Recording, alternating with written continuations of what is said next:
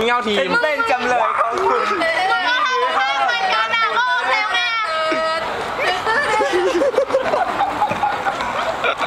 มีการเข้าข้างใครทั้งนั้นแหละปากกันตายปากกันเฮ้ยเราเป็นเพื่อนเราก็ต้องไปทำให้ได้ทำดิเราไปดูสาวๆแองเจิลกันดีกว่ามึงถ่ายใกล้กันไปปะ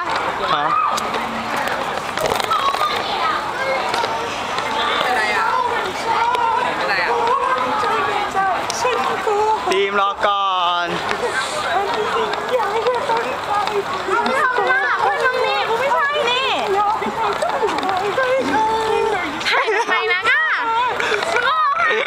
กูไม่ได้เข้าข้างใครนะกูไม่ได้ว่างเลยแปลว่าอะไรนี่ไงนี่ไงคือตัวกูไงไม่ใช่นี่ไงเขาว่าไงล่ะ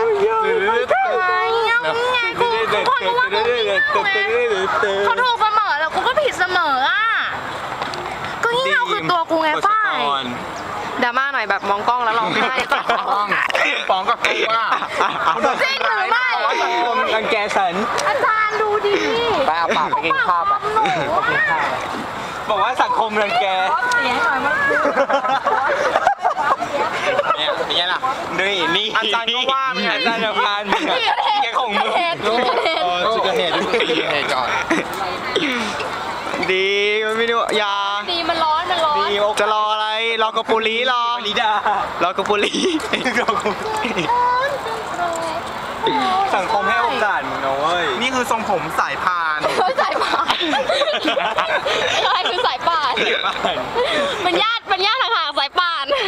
คือน้องสายพานไม่แย่ได้ด้วยเล่นหน่อยเล่นหน่อย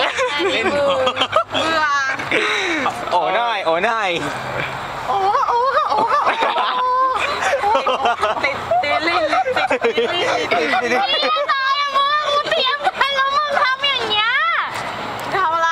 เตรียมตั้งแต่เมื่อวานกูไม่หัวเราะกับมันทำไมอะไรวะมันเตรียมมึงแล้วว่าให้มึงโกรธมันอยู่จะเป็นโกรธไงมึงอะไรทำไมคุยอะไรกูร้องติดกูหัวเราะเนี่ย